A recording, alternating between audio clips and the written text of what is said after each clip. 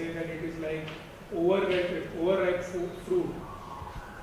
Yeah, so the test may go down. So in the same way, there could be problems with the pregnancy. That goes very well in the patient. I'm just going, oh, we just had a grandbaby born, and the mom was a week overdue, but I wouldn't want it the grape to turn into a prune. In one discussion, somebody asked me, well, can you explain God? Then I shared him, God is like a petrol. Because petrol is same for Mercedes, for simple car, or a 20 years car also, I mean, after 20 years. One will go with the 150 kilometers per hour, one will go with the 20 kilometers per hour. Petrol is same. Petrol gives energy to the car. One car will meet with the accident, one will go safely. It is like a God. It gives you energy. You are in the driver's seat. Whatever it's your life. You can do whatever. God will give you only energy. For all, thank you. I mean, we don't need to play the game. You people are really great on doing all these, and some of them are really memorable. So that's just the point of it. When I give these talks, sometimes in fact, I did this once at Harvard Medical School, those students who were so busy. And I think they just came away with like, this is something I can teach in like one sentence. I mean, it doesn't, 2 sentences, whatever your truck, yours took a little longer. It doesn't take that long, and especially if you're always talking about pretty much the same thing, you have a way to connect with the patient, or with the other person. If the person drives a car, if the person, rides a bike or something, it just makes it a little more personal. So thanks for trying that. Stories is the next part, and I'm really not, there's so much to stories, but I think I've met so many people who are such wonderful storytellers. I opened this morning with a story. Do you remember my story? Seems like a long time ago, didn't it? I talked about the first time I heard about health literacy. 1995. In that hospice with those. I'm sorry, my husband's here. This man listened to me. Okay, yes, 1995. Why did I open with a story? Pardon? You want to share that experience of that moment. I wanted to share that experience, yes. Why else? The story is like interesting listening. Interesting listening. Mm-hmm. In that story, I was the one who had kind of screwed up, right? Because I didn't explain things clearly. So why did I tell that part? You relate yourself in that story. Because it happened to me, I've been through it, people here are just starting to learn, so to make it more human.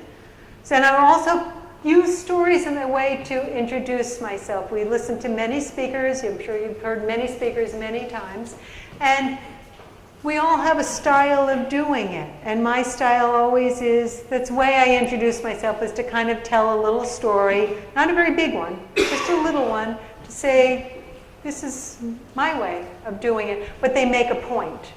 So they're not just a story to tell a story.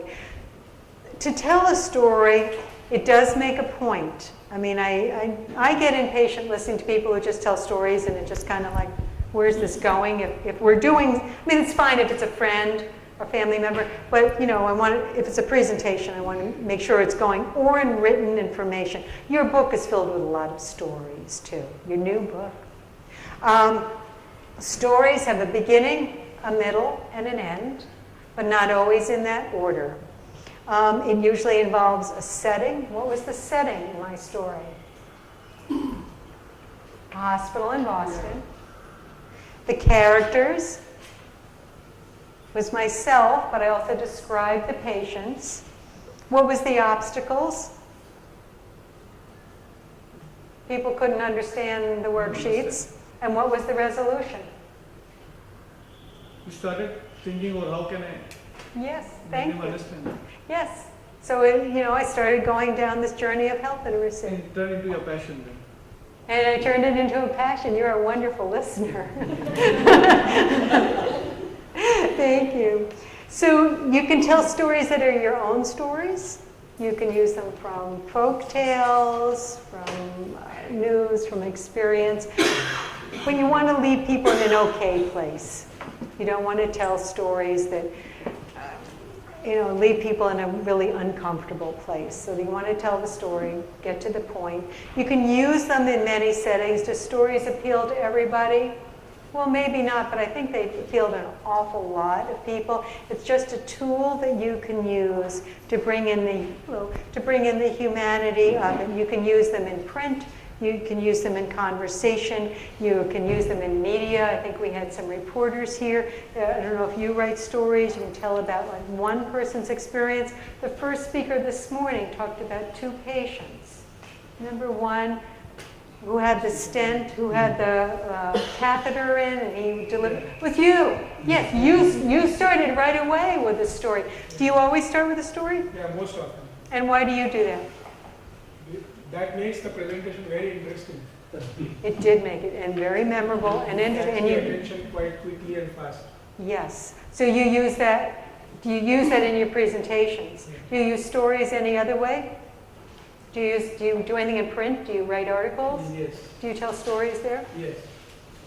In the book that is published this time, I have used a couple of stories as case studies. We share our experiences with our patients, documented. When we get a diabetic, we show them the past patients, ulcerative colitis, any type of patients that we get. Yes. We try to update because we are treating with alternate medicine.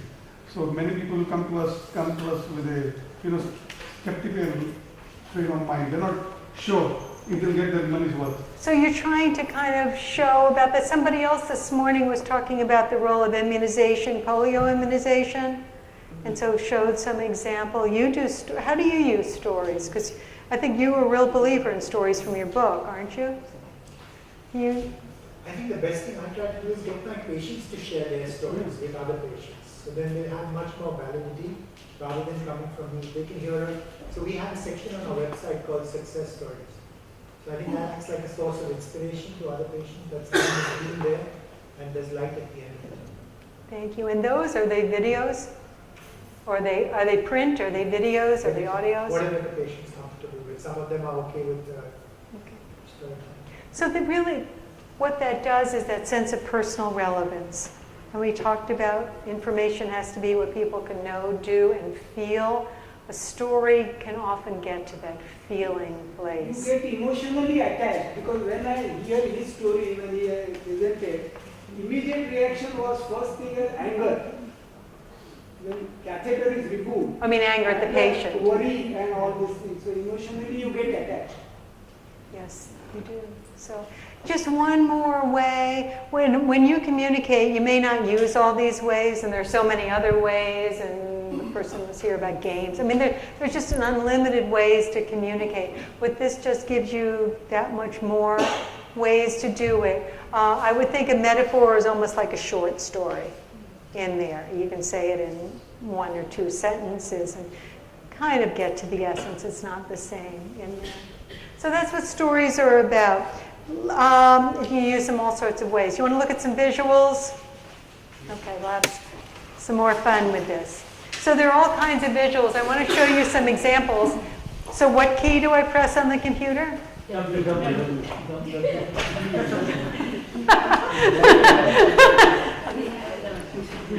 That's good. That was the thing I needed to teach.